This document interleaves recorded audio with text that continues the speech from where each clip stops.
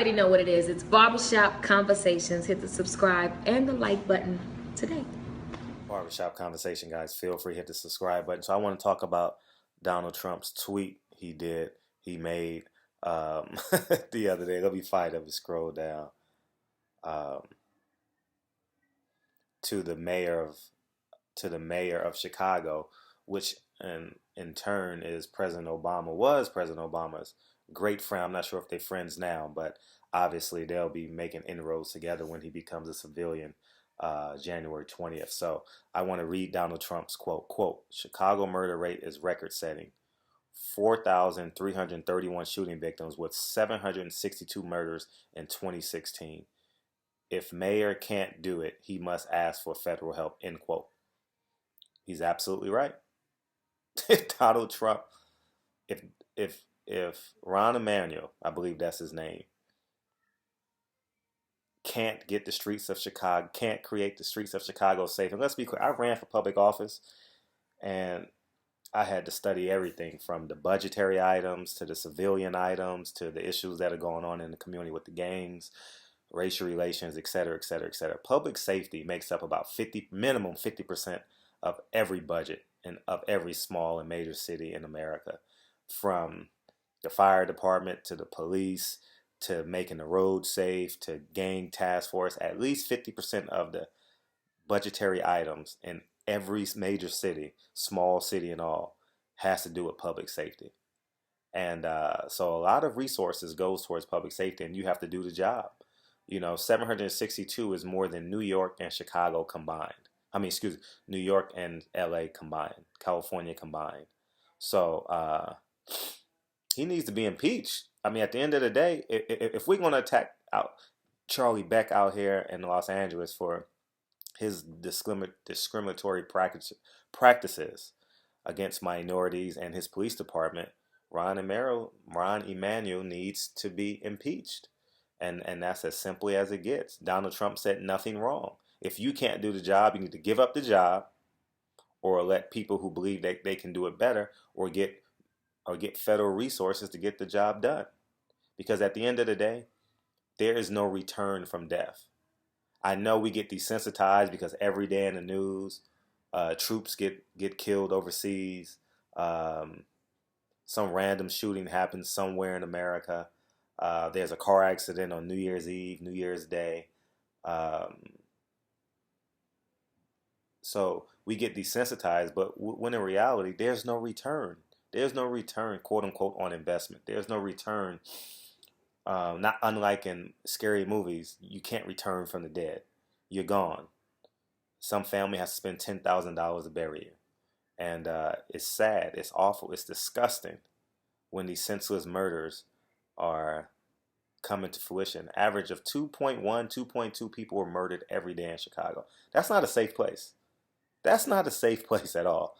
Chicago, we're talking about a city, not a state. Chicago, it is a city. So I'm going to sit back and, as they say, sip my tea and watch Donald Trump go to work. Because if President Obama didn't go to Chicago and say anything to these mayors, to the priests, pastors, when he wanted money, when he was running for office in 2008, he lived in Chicago, right? He was always in Chicago. He gave his acceptance speech at Lincoln Park. He votes in Chicago. So let's be clear. Donald Trump is saying things right now that we as black people have been saying in recent history about Chicago. Something needs to be done.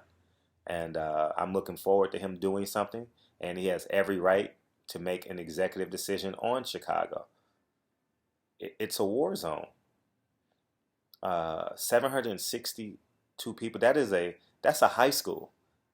So imagine in 1 year eradicating an entire high school.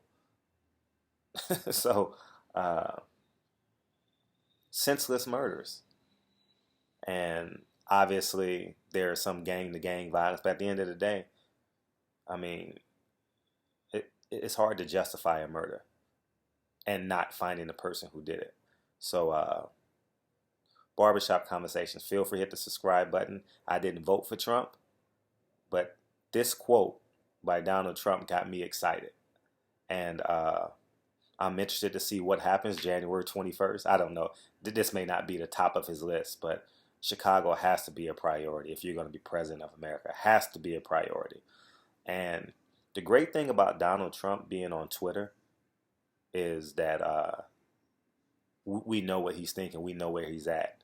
And if he's going to be a non-elitist leader, unlike every president where you can't be touched, where he's going to speak to the people through his Twitter, I'll appreciate that. I didn't like a lot of things that he said, but obviously he did that for a reason. He was speaking to an audience that they call it the Rust Belt. He was speaking to them, and he knew what it took to win the election, and that's what he did. And do I believe Donald Trump is a racist? I don't believe Donald Trump is a racist. I believe he's an elitist. And when you're an elitist, just like President Obama, he didn't go back to Chicago and shake hands with the gang members in Chicago, with the vice lords, I believe they are, the Bloods and the Crips out there. Michael Jordan, I never saw Michael Jordan take a picture with a black guy with tattoos that didn't play basketball. I've never seen that picture ever in my life.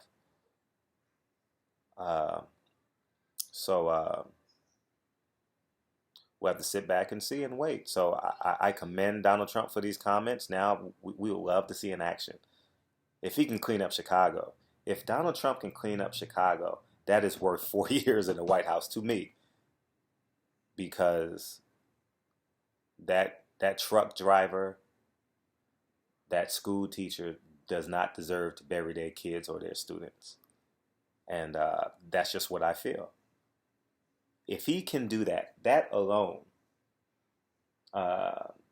in my eyes, because that's a representation of what he can do in all these major cities. It has real results and real symbolic meaning to me as a middle-aged black man in America. So Barbershop Conversations, feel free to hit the subscribe button. Let me know in your comment section.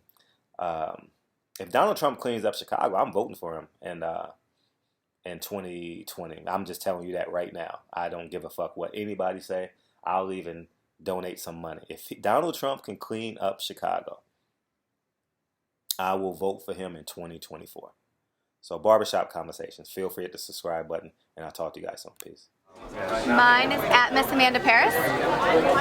Mine is PB_Miranda. Mine's ANNELISGJR.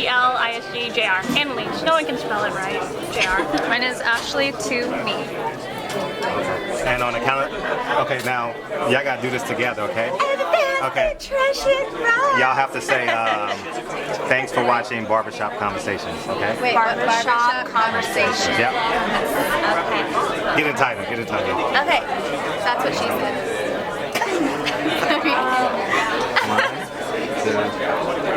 Thanks for watching Barbershop Conversations. Thank you guys.